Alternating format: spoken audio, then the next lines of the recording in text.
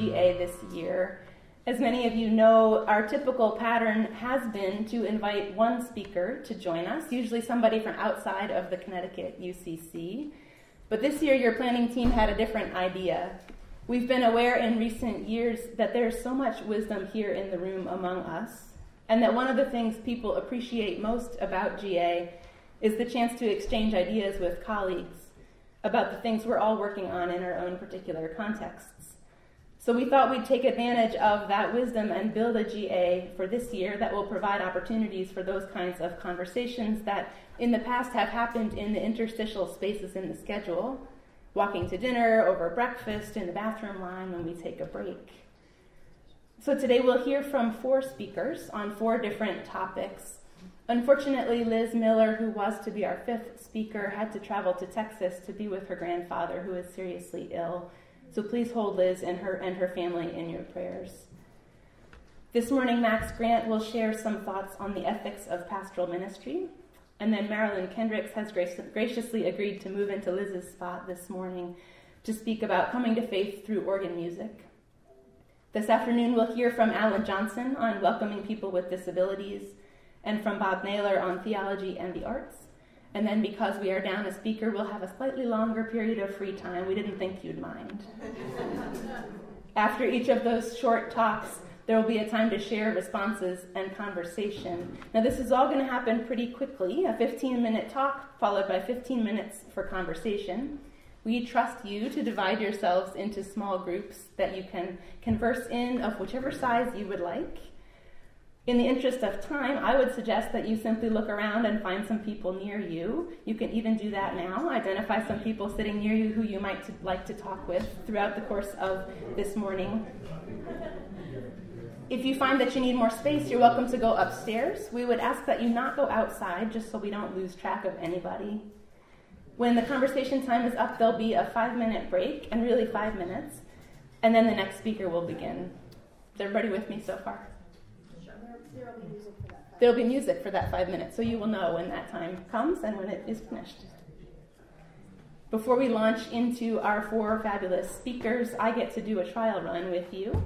I have the privilege as your moderator of saying just a few words, and then in a few minutes you will have the chance to respond in conversation with one another with those people you just identified around you.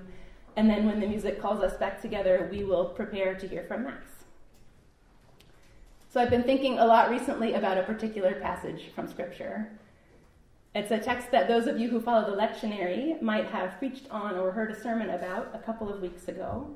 It comes from the middle of Mark's Gospel, from chapter 8, and it's the one where Jesus gives his first passion prediction. Peter has just confessed Jesus as the Messiah, and then Jesus explains what it means to be the Messiah, that he will suffer at the hands of the religious authorities, and be killed, and rise again on the 3rd day. Peter is scandalized. He rebukes Jesus, and Jesus rebukes him right back. You are setting your mind on human things, not on divine things. And then Jesus says this: if any wish to become my followers, let them deny themselves and take up their cross and follow me. For those who want to save their life will lose it, and those who lose their life for my sake, and for the sake of the gospel, will save it. If any want to become my followers, let them deny themselves and take up their cross and follow me. For those who want to save their life will lose it, and those who lose their life for my sake, and for the sake of the gospel, will save it. Not exactly the catchy, inviting phrase you put on your church sign, or the homepage of your website, or the signature of your email. Not a phrase that's often cross-stitched or embroidered or engraved or painted and hung on the wall in your kitchen. Not a banner we'd likely fly at 125 Sherman Street or 223 Low Road. But I think this difficult teaching from Jesus is an important one for us, for the church, at this moment in time. There's a great deal of thinking and writing happening these days, as you know, about the decline of the institutional church. Almost universally, our churches see their membership rolls shrinking, Their budgets contracting, the conference and the national setting face similar challenges. For those of us who have committed our lives and our livelihoods to the institutional church, those of us who love the institution that we have inherited, this is a sad and scary thing. But when I'm feeling brave, when I'm feeling faithful, I wonder if it isn't also bringing us closer to Jesus, the one who is never bound by our expectations of him. Ever since the time of the Roman Emperor Theodosius in the latter part of the 4th century, Christianity has been a prevalent, even dominant institution in many parts of the world. In the Western world in particular, we Christians have become accustomed to being comfortable, to being in the majority, to being accorded a certain degree of respect and even deference. We don't have to wonder if we'll have our major holidays off from work, unless we're pastors. We don't have to worry that we'll be targeted by violence because of our beliefs. We are used to inhabiting a place of privilege in this world. And part of what's hard about the decline of the institutional church is that we're losing some of that privilege. Clergy don't receive the kind of automatic admiration and trust they once did. Church membership is no longer a social norm. Churchgoers may be looked at askance by their liberal agnostic friends. Certainly among people of my generation, I am in the minority in a major way. If your congregations are anything like mine, there are many people who dearly wish we could go back to the glory days of 1955, when the pews were full of nice young couples and the nurseries were bursting with babies and nobody ever held soccer games on Sunday morning. Certainly things would be easier that way, and frankly, you and I would have a lot more job security that way. But I think what underlies that desire is a set of expectations about the church, a set of expectations about Jesus that is more about human things than about divine things. When Peter says to Jesus, "You are the Messiah," what he means is you are the one God has chosen to make things right, to defeat our enemies, to restore our fortunes, to deliver us from oppression, to bring about a new realm of justice and peace. You are the one, Jesus, who will transform our humiliation into triumph, our sorrow into song, our suffering into supremacy. You are the one, Jesus. We're counting on you. We're expecting big things from you. If we're honest, I suspect that many of us share some of Peter's expectations and hopes, at least some of the time. We would love for Jesus to be this kind of Messiah, one who is strong and powerful, who will lead us in the path of glory and triumph and ease.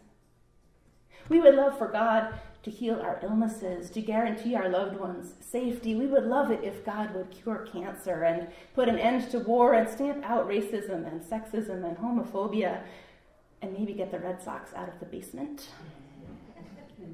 We would love it if God would bring the church back to its glory days of butts in the pews and dollars in the plate. But like Peter,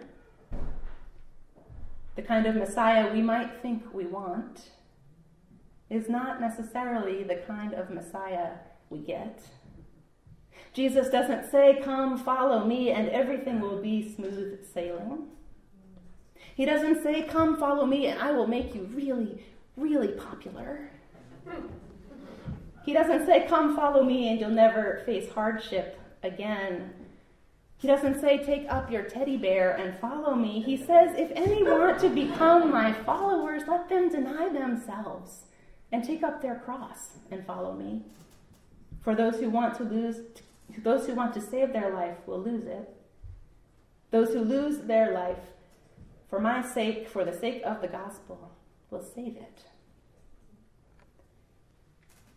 Might it be that the current decline of the institutional church is another way in which we are called to lose our lives for Jesus' sake? Might it be that being too comfortable in our privilege keeps us from the true life Jesus has in mind for us? Might it be that in order to save our lives, we have to let go of our expectations of stability and security? Might it be that we are called to stop putting our energy into seeking our own institutional survival and focus instead on transforming lives, healing spirits, making an impact in our communities in the name of Christ? Might it be that when we find ourselves in uncomfortable, unfamiliar surroundings, when it feels like the church as we know it is crumbling around us, we're actually closer to where Jesus would have us be? Please understand that I love the institutional church as much as the next pastor. I would not be here if I didn't, but I think it just might be that Jesus meant what he said. I think he just might have been telling the truth when he said that those who want to save their life will lose it. And those who lose their life for his sake, for the sake of the gospel, will save it. So in the next 15 minutes or so, I invite you to consider with your small groups what it might look like for our churches, for our conference, for our denomination, to lose our lives for Jesus' sake, for the sake of the gospel. What are the human things to which we are attached that might be keeping us from the divine things God has in store? Because come what may for the church as we know it, the gospel will not crumble, nor will the world's need for it be diminished. Even if the church we love should die, something new will yet be born, for we worship a Messiah who is no stranger to suffering, rejection, and death, and who is not bound by those things. The good news will be resurrected in some new form that we cannot yet imagine. Thanks be to God. Amen. Please discuss.